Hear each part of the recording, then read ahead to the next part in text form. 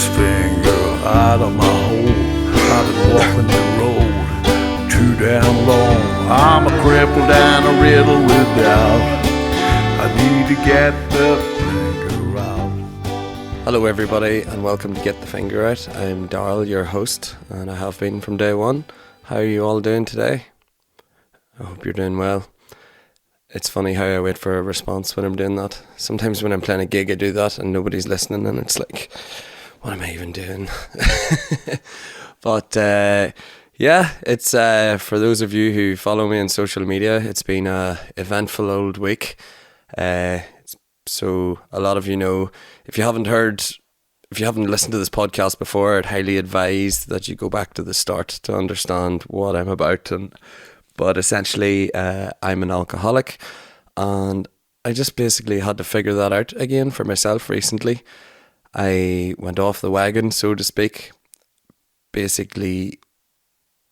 So I'm going to basically, on this podcast, if anybody's not interested in me talking about drink and alcohol and alcoholism and shit, then skip on to the next one and I'll probably think of some other topic or whatever. But in this podcast, I'm basically going to talk about what happened to me, and then I'm going to talk about why I think happened, and then I'm going to talk about what precautions I've put in place for the future to hopefully prevent that never happening ever again, because holy fuck.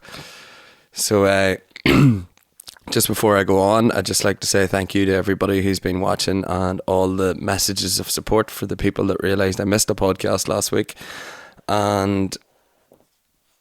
And thank you for everybody who just likes and shares all the stuff and all that there general jazz. And I'd just like to say, if please, on whatever platform you're using, please rate the podcast, give it a 5 out of 5, and leave a wee comment or just engage with any shit. It only takes 1 second of your day, and it just helps me so much try and get the podcast off the ground, you know.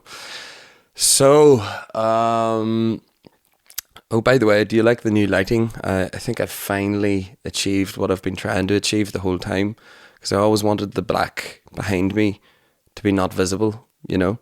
I'm in my living room and I've just got a big curtain up, but I always wanted the black to not be visible. And in the previous podcasts, you could see the black sheet. So I've basically just downloaded a new app, which means I can control exposure better, because the Apple camera, as good as it is, I can't figure out a way to lock in the exposure. But anyway, that doesn't matter for you, those of you who are just listening.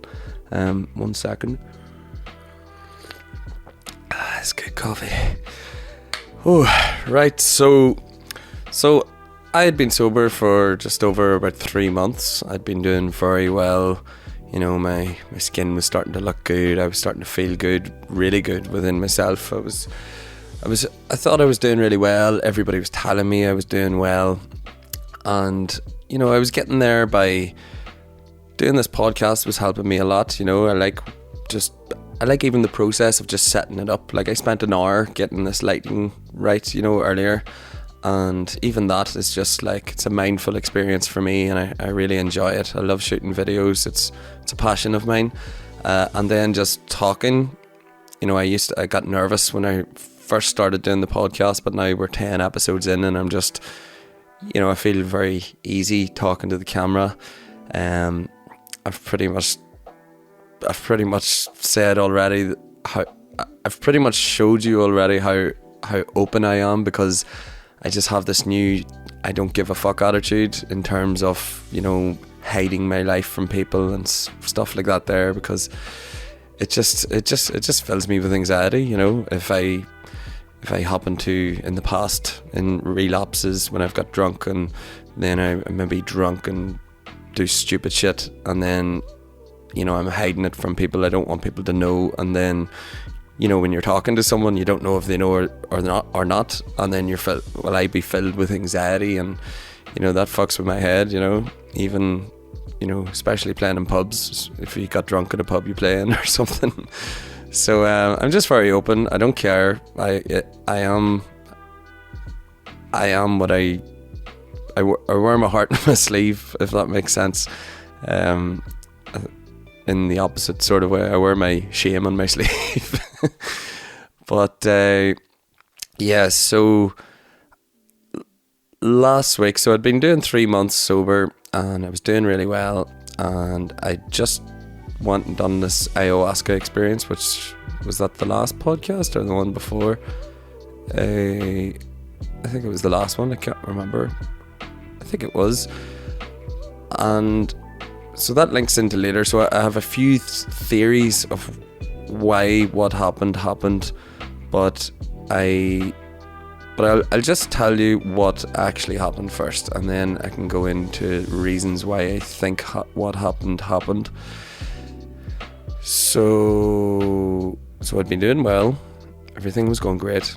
I went down south to do the ayahuasca experience, which, if you don't know what that is, just go back to the last podcast. It's called the ayahuasca special, I think. And in a nutshell, it's a psychoactive substance, and you trip balls and try and figure shit out, get lessons for your life and stuff like that, which was a really good experience. I really, really enjoyed it and got a lot out of it. And then after that, I came home, met my girlfriend, and we went to Donegal and had a really swell time there, just chilling out, going to the beach and playing music together and having fun, and it was all sober experiences, and it was great. And a really nice time winding down. And then I came home, and did I go home? I think I came home and done some gigs, and then my girlfriend left to go to Donegal, and I was home alone, and didn't want to drink or anything like that. The thought wasn't even really in my head. And then I met a friend, and I went to an AA meeting that day, and then I met a friend, went to the sauna, chilled out, ate some food when I got home, and then I was tired, so I just said, fuck, I have nothing to do today, I'll just have a little nap. So I had a little nap, and then I woke up from the nap, and I just had this feeling, you know, when you were younger and your parents were away and you had a free house, and you were like, I have a free house. And then the idea just came into my head, just like that. I just said to myself, you know, 1, 2. Oh, just making sure that was recording there. So the idea just came into my head. What if I could have a little drink? You know, nobody's here. Nobody has to know. I could hide it from my girlfriend. I could hide it from my parents. I could hide it from you guys listening on the podcast. Just come back next week and act like everything's normal, and I would have satisfied that little in my head. I would have satisfied that little urge, and then wake up the next day, hide the evidence, and go on with my life. So that's what I did. I left the house. I was very sneaky and sly by not even going to an off license anywhere near where I live. I went to a different town actually, which is like a really, really methodical, sneaky assed move. And I went to a different town, and even at that, I still felt like somebody's gonna know me. Like I was walking fast into the off license, and I knew what I wanted.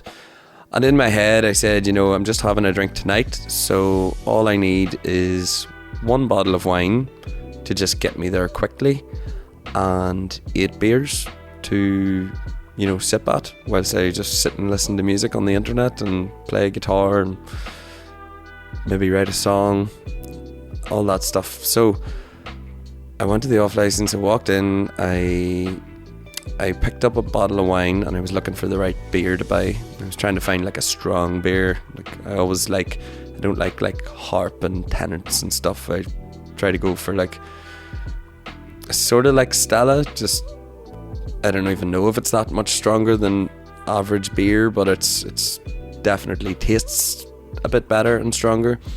Then I was looking for IPAs and stuff like that, because usually you can get them at like 7.5%.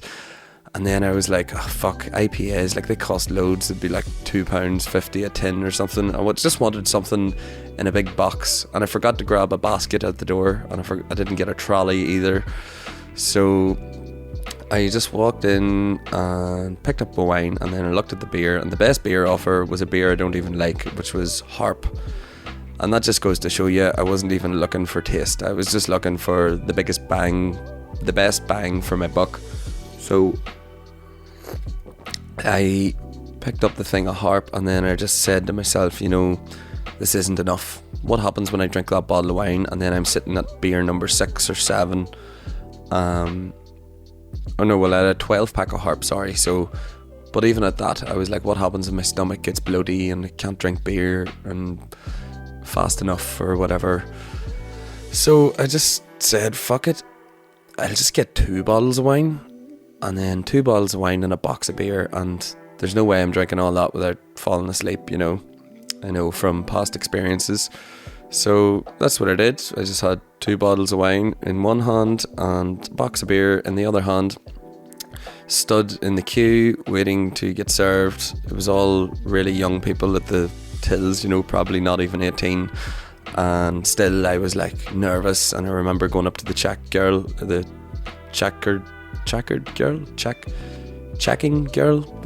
person at the till, and you know, she looked about 17, and I still felt so nervous. I was like, oh, yep, no problem. Card, yes, okay, yeah, pay card. You know, it was so weird. And I remember in one of the other podcasts, I talked about relapsing before in Australia, and I had the same feeling when I was ordering a beer from the bar. It's that feeling that you're not 18 yet and you're not legally allowed to drink, you know.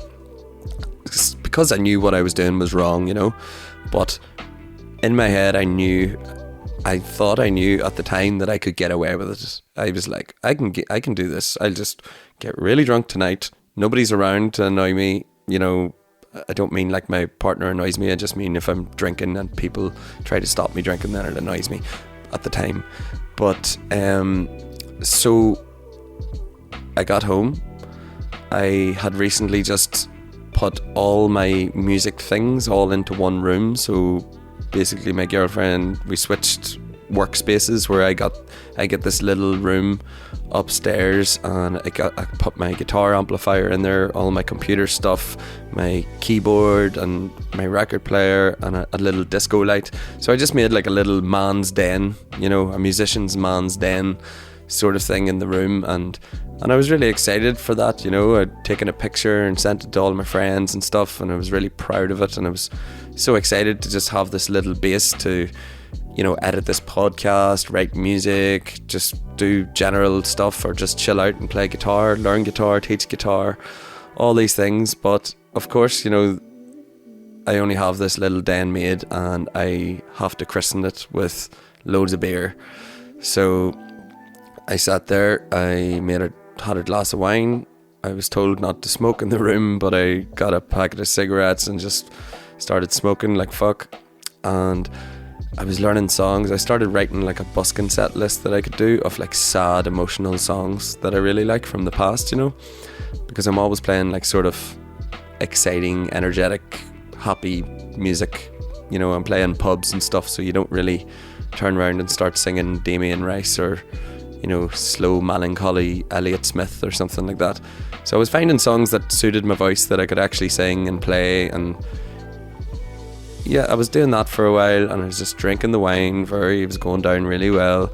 And then I was going to write it. I think I got my electric guitar out at one point. I got my old busking guitar out at one point, and just to see if it would still be in tune. And I'll tell a story about that guitar some other time as well. It's a really good story. Or maybe if there's time at the end of the episode, I'll tell you the story of that guitar. But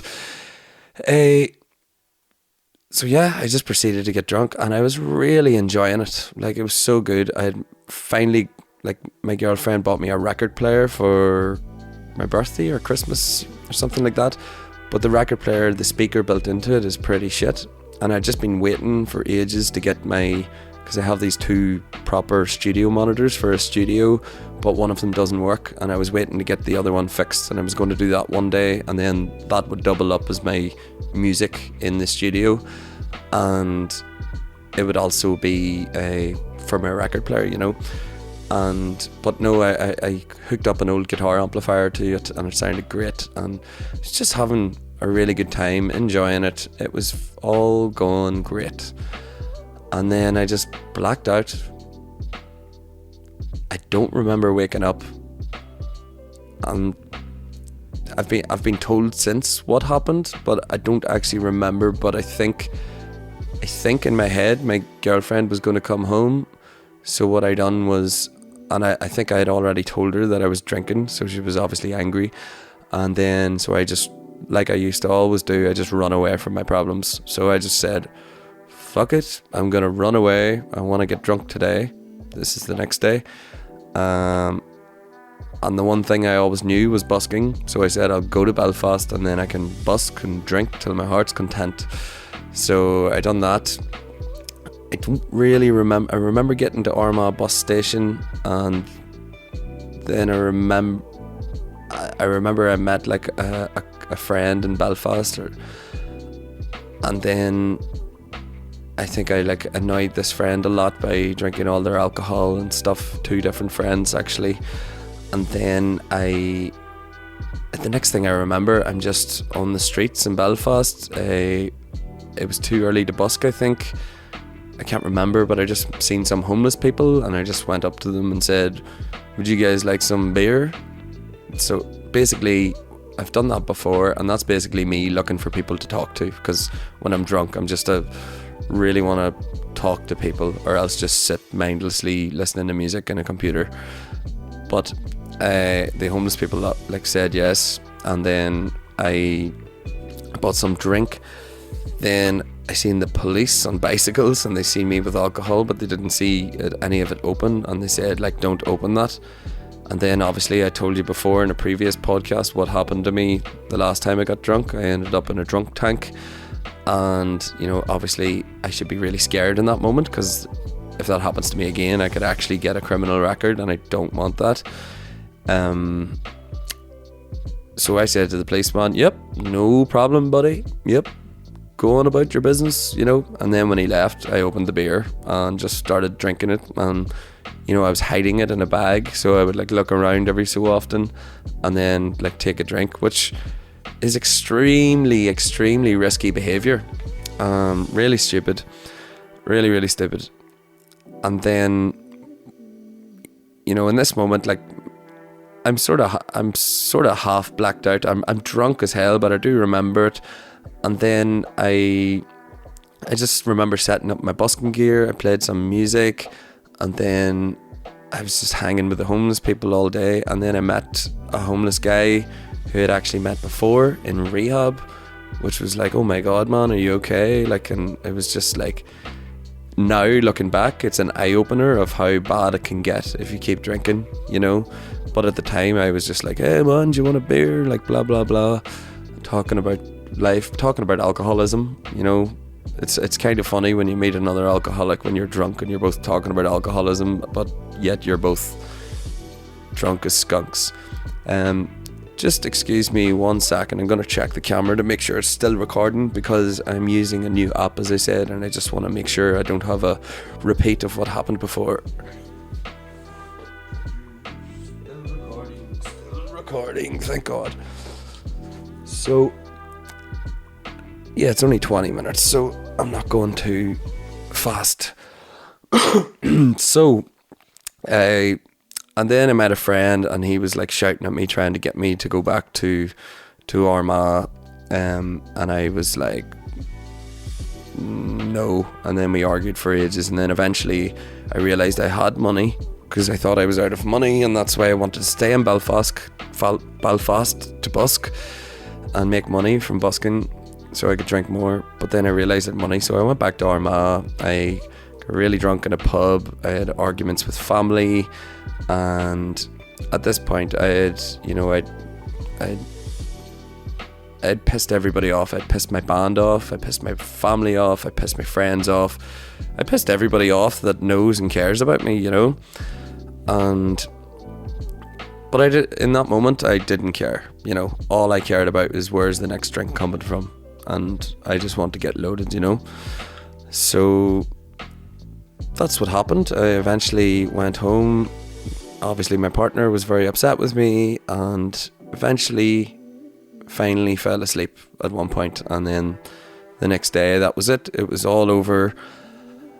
And after that, I went into the absolute fucking horrors. So this all took place over the course of like 5 days, from like a Monday to a Friday. So I stopped drinking on Friday, and then I just went into real bad sickness, you know, like hangover / withdrawal the whole weekend. And it was really bad. And, you know, I had to cancel gigs and stuff because I was too sick. And it was just really bad. It was just right back to that place where it's the reason why I don't drink, you know, apart from annoying everybody else around me. But after the binge is over, I am too much of a pussy to ever kill myself, but it is like verge of suicide shit. It's just, so anybody that's been there knows what I mean. And I'm not talking, you know, you went out and got too drunk one night. I'm talking morning to night. For like, if you've been to a music festival or something maybe and drank and take drugs every day, you understand, possibly. But some people get it worse than others. I know some people that can drink 2 or 3 days in a row, and yes, they're a bit hanging, and then they'll just go and do a week's work, you know, which is fair play to those people, you know. But for me, no, I just go into severe depression, severe anxiety.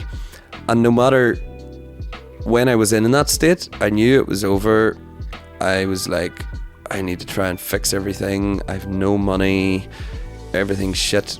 But I kept telling myself, you know, it's all going to be okay. You're sober now. You're not dead. You can do this, you know. You just got to power on through, and in 72 hours or so, you'll feel a hell of a lot better. But it's okay to think that for one moment. But as soon as you're not consciously thinking that, snap back into, oh God, oh no. In alcoholism, people call it the poor me's, like poor me, pour me another drink. But I call it the oh no's, or the ah gods, because I just go, oh no, oh God, oh Jesus. And that's just how I feel for like consistently for ages. Can't eat, can't drink, nothing. And then, but yeah, luckily it was only 5 days, because normally I would go on a good bit longer, maybe 10 days, sometimes 2 weeks, which is really bad. But I was able to like eat a little bit and drink water a lot faster than usual. And then on the Sunday I had to do a gig. I needed money, and I went and done it, and I was filled.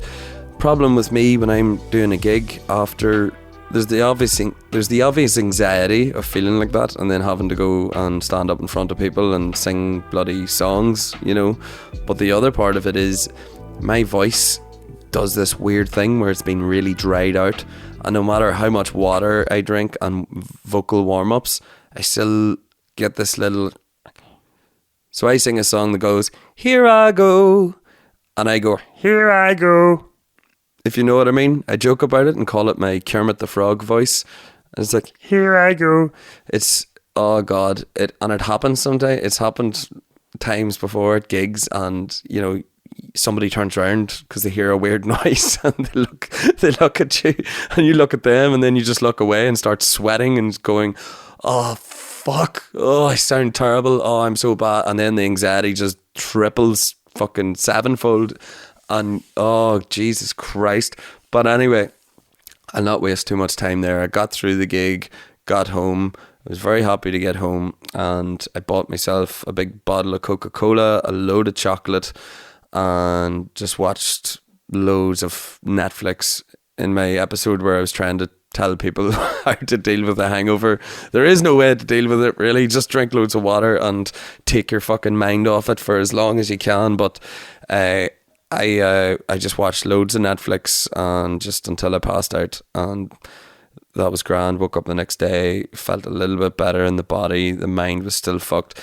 Now, bearing in mind, I'm a musician, but I also run a couple of side hustles or like side businesses and stuff like that there.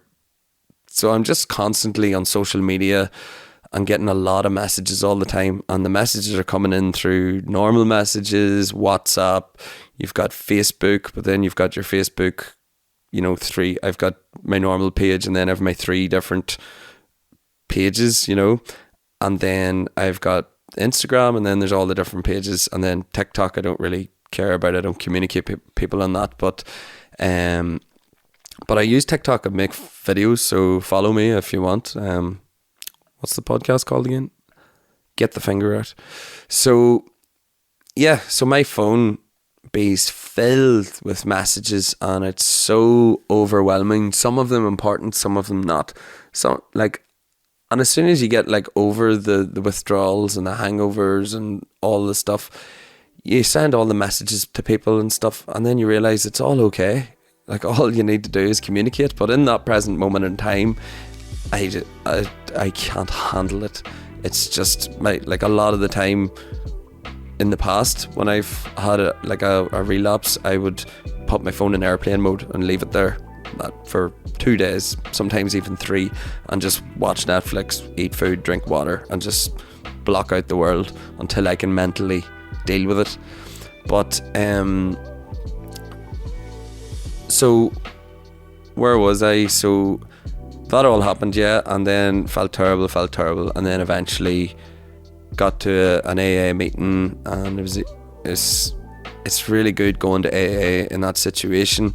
If anybody does go to meetings and they ever relapse, because I used to do this all the time where I'd relapse and then I'd say, I'm not going back to AA. I tried that and it doesn't work. But like, you didn't try it. It's down to you. It's not down to the people in AA to do it for you. But don't have shame in going back there, because I knew this and I was straight back, but don't have shame in going back there, because those are the only people that actually truly understand you. Everybody else around you is just angry at you, is just saying, why did you do it, why did you drink, but nobody really truly understands. They think that you just made a conscious decision to say fuck the world, but the people in AA actually understand, because they've been through it themselves loads of times. So I went to a meeting, and then I felt better, went home, got some sleep, woke up, starting to get better and better. And I'd say yesterday is the day that I started to feel my real self again. The day before, actually, like maybe Monday, Tuesday. But I still don't feel right, I still was walking down the stairs last night in my house, and it was dark, and my dog ran past me, and I seen a big shadow, and stuff like that just makes me jump. I just go, oh Jesus, like, I'm not even thinking rationally. In my head, I can see a bear or a monster or some shit, it doesn't make sense, but at the time, for a split second, it's like horrific, but I've been worse before in terms of, I haven't been worse in terms of how I've annoyed everyone around me, but I've been worse myself, like my own self, of how bad I felt. And I've like full blown hallucinated before in withdrawal symptoms, which is pretty good. I think they call it the DTs. But so here I am. I was really annoyed about pissing off my band. I was really annoyed about pissing off my partner, my parents, my friends, my closest friends, and I was really annoyed about missing the podcast, because I did say in one of the episodes, I don't care if I ever relapse, I will come on drunk and do a podcast, but no, it wasn't happening. So I'm sorry to any of you guys who listened, but I think you guys were more worried about me anyway, so thank you for your messages and all the rest. So what actually happened, I have a few theories about this. And just before, I'm going to do the normal 30-minute shake of the mouse. I have to shake the mouse on the computer every 30 minutes, because if I don't, the screensaver will come on, and I don't know how to fix it. If anybody does know how to do it, please help, because I've went into all the settings and changed it to never go into sleep mode, and it still does it, and I don't know. So there you go. But so it was all so terrible I felt miserable. I felt like I hated myself. I was like, I'm no good again. But I know those feelings, like let's just say the 72 hours after stopping drinking. I know those feelings. A lot of them are like a chemical thing. They're not real. You know, that's my brain. Like all the happy chemicals of, can't remember, the neurotransmitters, the serotonins, the dopamines, the GABA, or whatever you call it. They're all like, when you drink, they're just fucking, every time you take a drink, basically, they're firing away. And you know, when you get that tipsy feeling, you really get them, and then they start going down. So that's why you're drinking more, to try and get there again, but you can never get there, and then you just black out and fuck everything up. But hey, so I've lost my train of thought. So what happened basically? So I was talking about how I felt after. You know, I felt really bad, but I was using sort of mind over matter at the time to just keep telling myself over and over again, don't worry, it's all gonna be okay. You're not dead. No matter what, you're not dead. You're not lying in a hospital. You're not in prison. You're not in a mental asylum.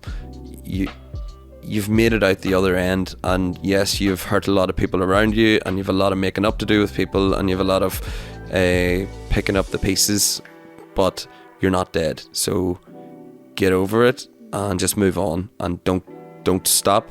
Get back to meetings, get back to your podcast, get back to your life, get back to healthy. And you know, that's what I'm in the process of doing at the moment. So what I think happened, I have about 4 theories, and it could be a combination of all 4. It could be a combination of some of them. It could be one thing in particular. I don't know, but I'm gonna give it a shot.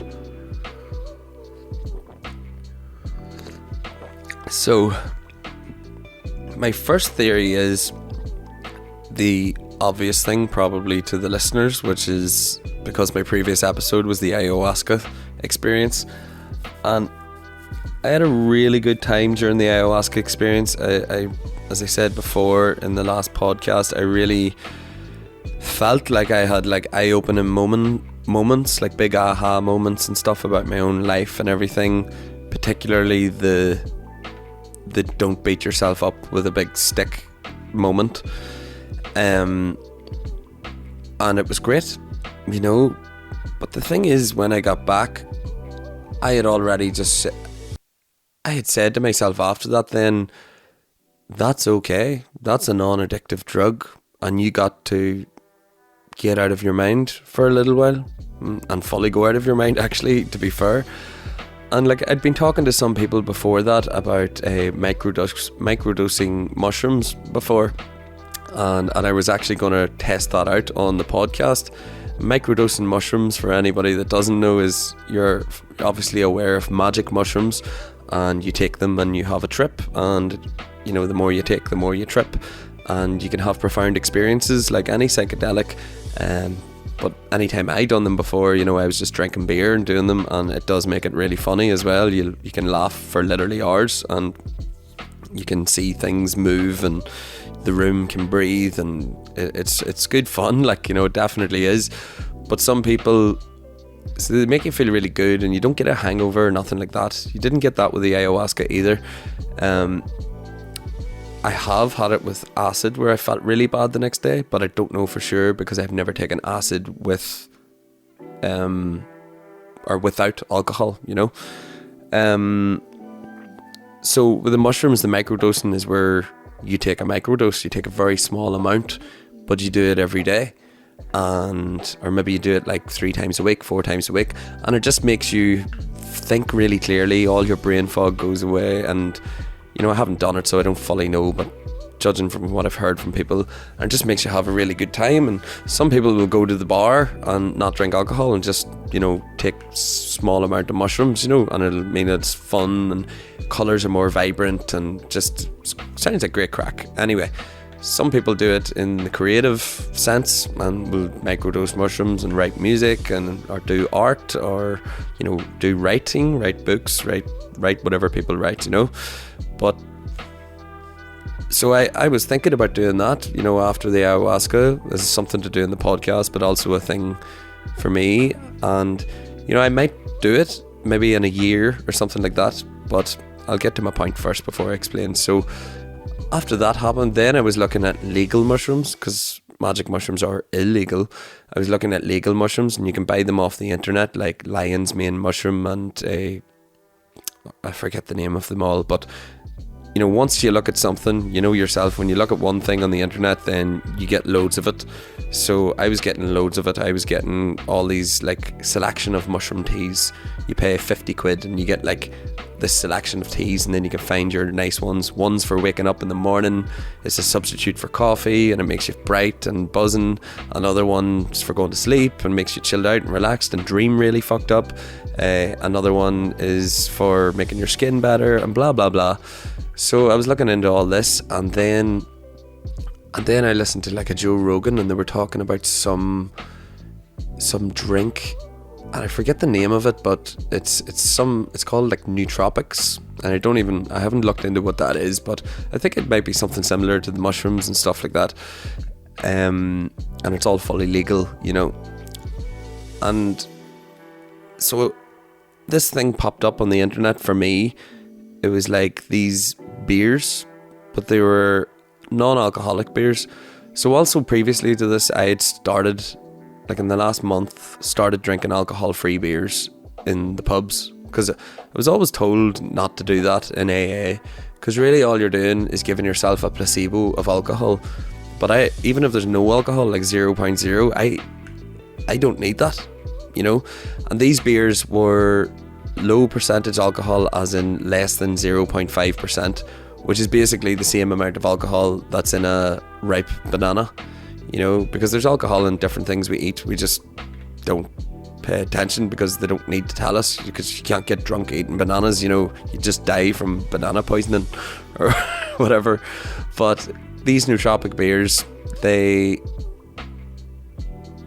had like, I can't even remember, I have a tin in the kitchen, but I don't even want to go get it, because I couldn't be bothered cutting the podcast and stuff, because I like to keep it all in one flow. But these beers, they popped up on the internet. It cost me 23, 24, 25 quid for 8 beers, which is crazy, and you get a free pint glass. But the beers came, and they actually came on the day that I actually relapsed as well, but I didn't drink them.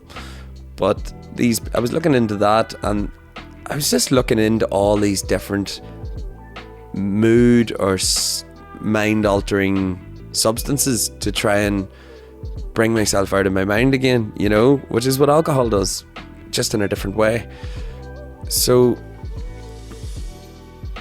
that's theory number one, you know. I was just searching for something, you know. I was looking for something, and that feeds into number two, which is that I think for the last month that I wasn't really sober.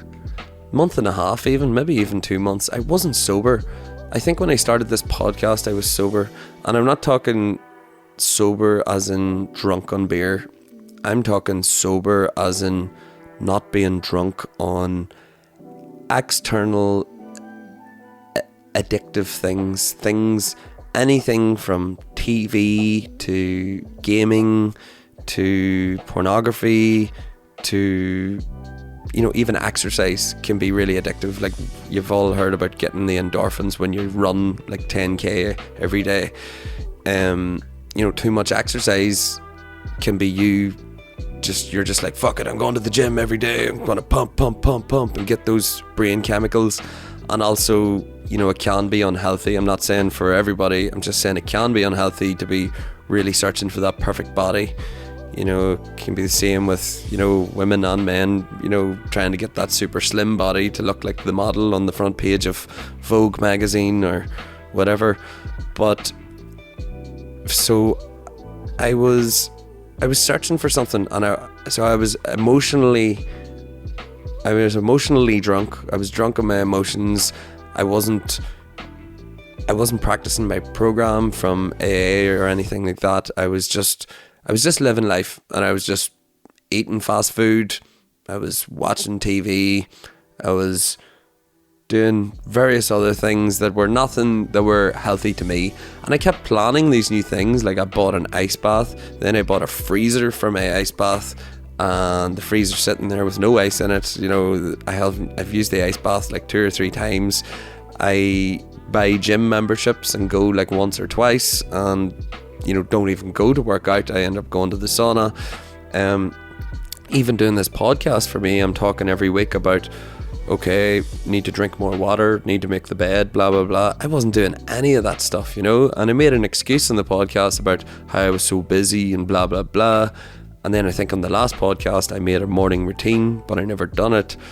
And you know, I was just drunk on emotion, just living life, looking for the next fix, and whether that fix be food or, you know, entertainment, whatever.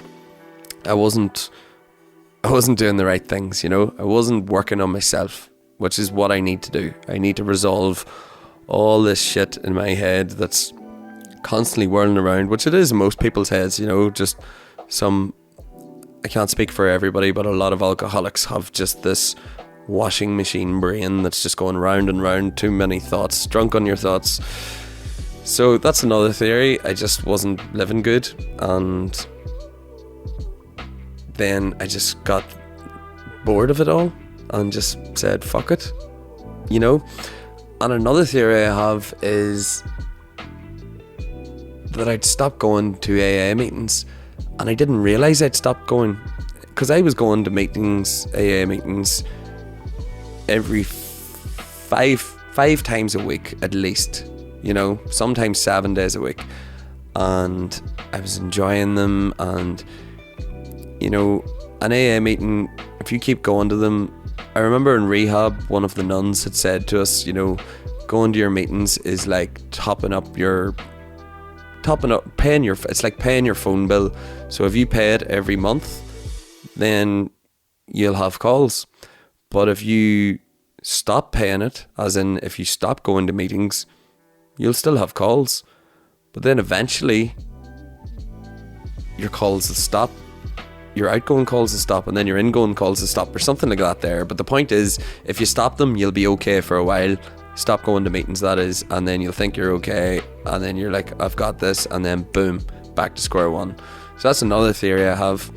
And then the other theory I have is, and I talked about it on another podcast, which is, if you've been listening to them all, you remember I was talking about the dopamine spike, about when you're going to when it's coming to Thursday, it's going up, and it's Friday, because dopamine, you get it not when you drink, but it's like the anticipation of drinking. Or if you're going on a holiday, it's the anticipation of going on the holiday that gets you really excited. Like if you think the day you get off work and you're going on holidays the next day, and you can't sleep because you're like, oh Jesus, holidays. So like on Thursdays, that dopamine's going up, and then you get drunk at the weekend, and then it's you constantly looking for the fix until Sunday when it drops, and because you got to go to work on Monday, and then you're down on Monday back until Thursday again. So I also said, when you quit drinking, your dopamine levels go, you know, all over the place, up and down like a crazy person, and then they fucking skyrocket when you're like a couple of weeks, like even a week sober, because you're just like buzzing. You're like, it feels like a month, it feels like a year. You're like, I'm doing so well, even though it's only a week. But that, it feels like that at the time, and then it can be up and down. It's different for everybody, obviously, but I think what happened to me, so what I seen on this TikTok video I watched one day, was that after around 3 months or something, your honeymoon period of being sober is over. It's just normal life. You're just a normal, regular person. You're not like really super happy to be sober. You're just like, I'm just sober, and that's just it, you know. And then that dopamine level like drops to the bottom, and you just get really flat. You're not depressed, but you're not happy. You're just like, is this it? This is just, life is pretty flat. You know what it feels like to be flat. It's kind of like being depressed, I guess, but depression's obviously 10 times worse. I'm not going to say for anybody that suffers from depression, it's clearly really insanely bad. But well, it's okay to be okay, or whatever. I don't mean to say, I'll just shut up now.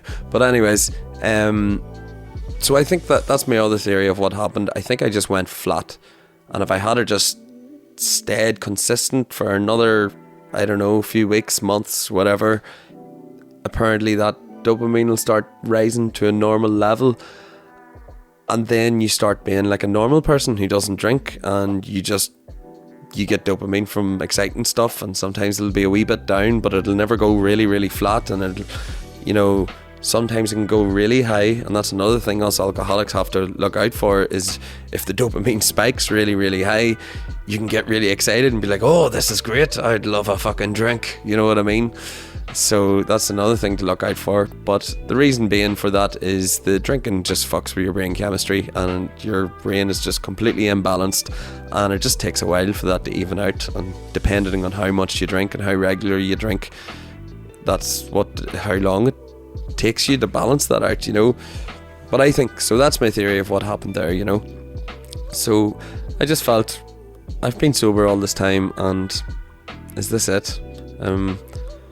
You know, I'm just this is it. This is shit. I want to go and jump out of an airplane in South America and like sniff cocaine at an underground party in Germany, and I want to do this and I want to do that, and you know, that's the thoughts going in my head at the time, you know. And I think that's another theory as well, is when I get those thoughts, I'm not fucking sharing them, you know. I'm saying, people are like, how you doing? And I'm just saying to people, doing really well, yeah, everything's going great, blah blah blah, and talk about the things I'm doing and say being sober is great. But I'm not actually, you know, even in my meetings when I'm meant to be honest, you know, I'm not being honest. I'm sitting there saying all that stuff, and I should really be saying, well, to be honest, today the thoughts going through my head were, I'd love to be jumping out of an airplane sniffing cocaine, and you know what I mean. So that's another theory. So it could be a combination of all those things. It could be none of, or it could be one of them. It could be none of all. And the other thing is, I stopped like working my program in AA, the 12-step program. I've never had the thing that always stopped me with doing the 12-step program was this concept of God. So like anybody that's ever wanted to go to AA and then doesn't go, a lot of the time they get scared of the whole idea, that they think it's a big religious thing, but it's not at all. And it took me 10 years to realise that, you know.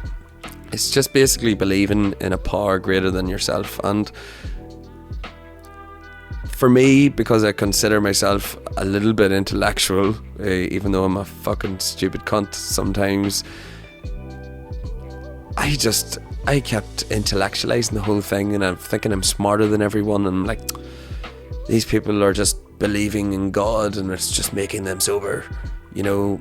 Whereas for me, you know, then I'd like fake it. I remember actually saying one time in Australia that Conor McGregor was going to be my God because he's a higher power, and anytime I thought of alcohol, I would like close my eyes and imagine him screaming, you know, when he does the weigh-ins and he's just like screaming at the camera. And, hey, that didn't last long. So the first like 3 steps in a 12-step program are about trusting in a higher power, and I just could never do that. I could never do it. And now I can, you know, and I finally got there, and I've basically, my concept of everybody's is different, by the way, you know. Some people are religious, some people are not, whatever, but for me, my higher power, I just believe it's like a higher stream of consciousness, you know, and it's just like tapping into the universe almost, and I don't believe it has the power to like move something across the room, or even if somebody's dying, it's like, oh please God, don't let them die. I don't think that's gonna work. I don't think it works that way. I think it's within you. I think this higher power is within you, and it's just a higher stream of consciousness, and unless you trust it, you don't have access to it. And I do believe other cultures and religious practices have different methods of tapping into that, and I believe that actual religion, like Christianity and stuff, taps into that just by believing in, you know, I'm not going to slag Christianity, but, you know, I think it's fictional, but each to their own, you know. It could be wrong, could be right, who knows. I just believe that by believing. The power of belief helps you tap into this higher power, and it's within us all, and it works through people. And it's like listening to a song. It's not the song that makes you feel good, it's the memories and ideas that come to your head when you hear the song. So that song will have a different effect on every other person, and I think God is different to every other person. But anyway, I'll not hang up too much on that, or I'll talk myself out of believing in a God, and I've just got there. So, and it took me 10 fucking years. So yeah, so the next step after that is basically some people think it's the hard step in a 12-step program, whereas I think it's the step I've always wanted to do. And it's basically writing down on a page like all the bad shit that you've ever done, and all the bad thoughts you have, and all the negative thoughts, and all your fears, and all your resentments, and all stuff like that. I'm not fully sure exactly what it is, but it's something like that, because I haven't done it. But basically I just stopped moving forward with that and just said, I'll do it sometime, I'll do it soon, and just didn't move forward with it. Didn't go to my meetings, was feeling life was a bit flat, and thought I could get away with it and be a sneaky cunt, and also wasn't living good. So I think it is a combination of all the things. And then I just ended up fucking drinking, and what I thought would be one drink, or like one session of drinking, turned out to be 5 days, and I pissed off the entire world around me, people that care about me, and also nearly lost things in my life, and felt like I was dying inside, emotionally, physically, spiritually, and mentally, So if you're thinking of having a drink, and if you just listen to this podcast, don't do it, man. I mean, I don't mean if a normal person, I mean if you're like me. But so that's what happened. And so in future, that's what I said I would do. So my plans now is to basically do the opposite of all those things I said. I'm not going to axe out psychedelics for the rest of my life. I'm going to, maybe once I get a year of sobriety under my belt, I will try doing the microdosing, because I do think it can be a very positive, rewarding thing. It's just for me right now, I am looking for something else to take me out of my mind, whereas if I could use them maybe in another time, but maybe I'll just not even bother, who knows. But anyway, I don't even want to think about that. I'm going to keep it in today, The other thing is I'm going to start living well. I'm going to stop trying to buy like the next thing in my head I wanted to buy was a widescreen 4K TV, but I don't need that. I've got a big enough fucking TV. It might not be 4K, but I don't need one. I would like to get one in the future, of course, but what I want to do is just keep my life really fucking simple. I've got enough going on for myself anyway. I've got my gigs, I've got this podcast, I've got a Song for Us, which is my little side business where I'm writing songs for people's weddings. So if you know anyone getting married, just let me know. Just thought I'd push that there. And then I've got my sobriety, trying to work on myself, the whole thing as well.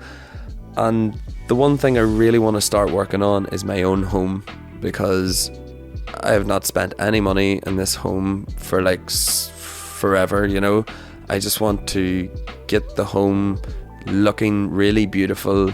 Like your home is where your heart is, and your home is your sanctuary, and I just want to make it really, really nice, and then I can get a big TV in the process or whatever. And I want to get into the routine of looking after, cutting the grass, things like this here. And then I can move on to exercise and stuff like that. Of course I will do a little bit of exercise, but I'm not going to, another thing I do sometimes when I'm sober is contact somebody who is a personal trainer, and I'm like, can I give you so much X amount of money that you'll train me for 12 weeks so I'll be a fucking beefcake with massive muscles, ripped and shredded, and it's I don't need that. I've already got a woman. I feel good about myself already. My body, I'm not, you know, I haven't got the sexiest body, but I'm not too skinny, I'm not too big. I'm happy with the way I look, so there's no reason to do that. But I would like to get into, you know, just a little bit of swimming, chilling out in my sauna. One thing I do want to do that is a little bit extreme, but only because it's meant to be very good for you, is the ice baths. And I've got the fucking apparatus sitting out the back catching dust. So and as part of the podcast, I wanted to do like 1 full week of ice baths and then come and tell you about how different I feel, you know, and just live life really simply. Though apart from that, I just want to cook good food, but I'm not going to get really anal about it. I'm not going to be like, oh, because just when I came back from the ayahuasca, I said, oh, I'm not going to eat cheese because cows have antibiotics and blah, and this is poison for the body, and I should just only eat like bark off a tree, you know, sort of thing. You know, I was going to cut out rice because I learned things about rice. I'll not talk about it for anybody that loves rice. Plus, I'm going to eat rice anyway, so I don't care. No, I'm just going to eat healthy like normal people do. I'm still going to eat stuff that's unhealthy too, only I'm not going to get stuck in a rut of eating fast food every night of the week. You know, if somebody hands me a fry up, I'm going to eat it. But I'm also going to eat vegetables and I'm going to drink water, but I'm not going to put pressure on myself that I need to drink 2 litres of water a day, you know, but I'll just make sure I get a couple of glasses in there. And that's the plan. I'm just going to keep it simple. I'm not going to, I said on one of the first podcasts about how my mind, as soon as I get sober, I have a day of feeling bad, a day of anxiety, a day of depression, a day of feeling really good, and then a day of full-blown ambition where all these ideas come into my head. And then that's usually when I've like failed my last project and I'm start a new one. So I'm not going to do that because I don't need anything else. I don't need to be searching for anything else. I am fully content with where I am at the moment, and that's where I need to be. And whenever the time comes that I don't feel that, where I feel flat, I need to realize I need to talk about it. I'll talk about it on the podcast, I'll talk with friends, I'll talk in AA, and just realize, so like that's the lesson I've learnt from the relapse. The main lesson is when you start to feel flat after you get a couple of months up, know that that's part of the process and don't think that that's the end, because that's what I thought. I thought that's the end, this is it, this is what being sober is like, you know. So I'm aware of that now, and when the time comes that I feel flat, I'll be like, Darryl, suck it up, deal with the flatness, eat a fucking pizza, eat a bar of chocolate, watch a movie, go to sleep, wake up, you'll probably feel different the next day. If you don't, do the same again. If you feel the same after a month, go and get drunk. Only joking. But no, in all seriousness, that's what I think, you know. So I think that's sort of like a self-diagnosis or whatever. But at the end of the day, I'm going to put my sobriety before everything else, because it's the most important thing, because without it, I don't have anything else. And I could lose everything else. And then I'll end up on the street, busking, and people will walk past me every day and go, there's that guy that used to have a podcast, and now he's just drinking and busking on the street with his massive beard. And this could happen. It won't. I won't let it happen, but who knows? You know, I can't guess the future. And that's another main thing that I've started to get as well, is acceptance. A bit of acceptance in my life is just accepting the inevitable. Accept if I get a fine through the door, if anything bad happens, accept it, because I can't fucking change it. And all I can change is me in the inside, and not change the world around me, you know. But that's me going and do a tangent to do another full podcast, so we'll leave it for now. Just before we finish, that's an hour up, but I said this one would be a wee tiny bit longer. I'll do it another 10 minutes or 5 minutes or so. No, I just wanted to explain the story of that guitar. So back earlier on there, I talked about when I started drinking there, I took out my old guitar that I went busking around the world with. And this guitar just started off, my dad bought it for me, he bought it off my uncle, and it was this beautiful green Takamine guitar, Takamine, whatever way you pronounce it, and it was the one I started using when I started traveling. And when I started traveling, as I said before, I couldn't really sing, but I just gave it my best shot, and through doing it over and over again, I was able to sing. But then I said to myself, you know, I'm going to get a sticker in every country. So I started filling the guitar with stickers. And then I said, you know,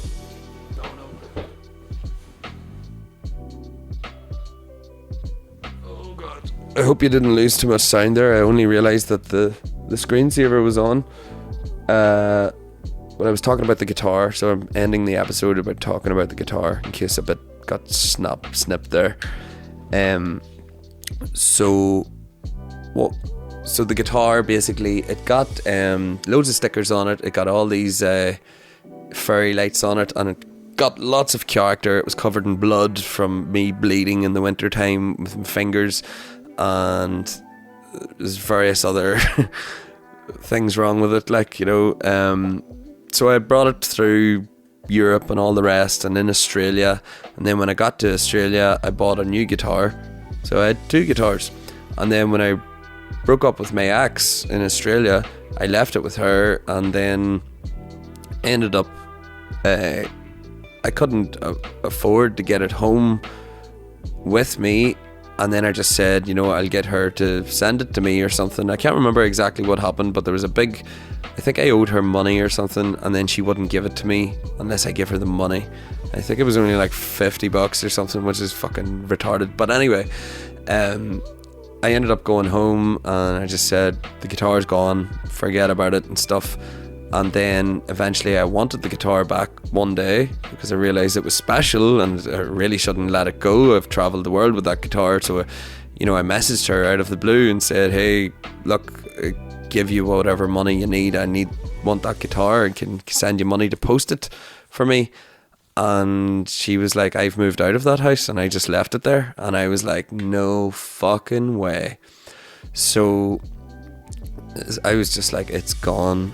And then I was talking to a friend, my Brazilian friend in Australia, and she said she would go to this old house and see if it's there, no harm.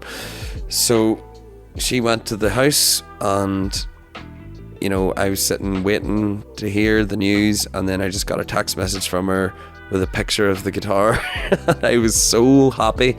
I couldn't believe it. Me at the other side of the world thinking this guitar's gone forever, and this girl had went and got the guitar for me. So it was amazing, you know. And you know, I just sent her some dollars and she sent it over. It only cost like, it was less than £100 I think as well. Yeah, because I think I sent her £100 and there was change, and I was like, keep the change obviously.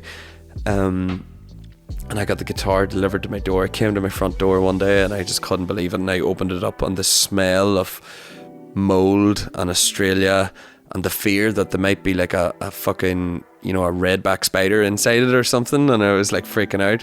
But like, I cleaned it a bit and got like strings on it and stuff, and so when I was drinking, I tuned it up and stuff, and it sounds okay, you know. It actually acoustically sounds better than my current guitar, and this is a guitar that probably costs, I don't know, £400 or £500, and my guitar cost like, I can't remember, like 2,000 or something like that. I think I bought it half price, but you know, there's a big difference. But like, if you plug them in, then you hear the difference. But right now, this one sounds good acoustically.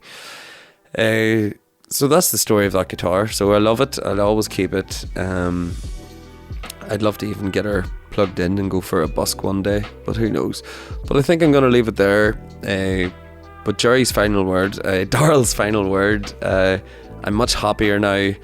I've got my life mostly back on track, and I know all the things I need to do. So I'll be back with you next week, hopefully with a guest episode if I can get there. And the format for the guest episodes, I'm going to record the guest episode, and then I will do something like this, just a little 5 minutes or 10 minutes just to introduce you and let you know how I thought the guest episode went, and then play it after that. So I will try my hardest. I don't think I've much on. If I can get somebody in for Monday or Tuesday, preferably Monday. So I will see, and I will try to get there. So have a good day, and please like and follow all the stuff and give me a rating and blah blah blah blah blah. Excuse me. Have a nice day. Get the finger out. I need to get this finger out of my hole. I've been walking the road too damn long. I'm a crippled and a riddle with doubt. I need to get the finger out.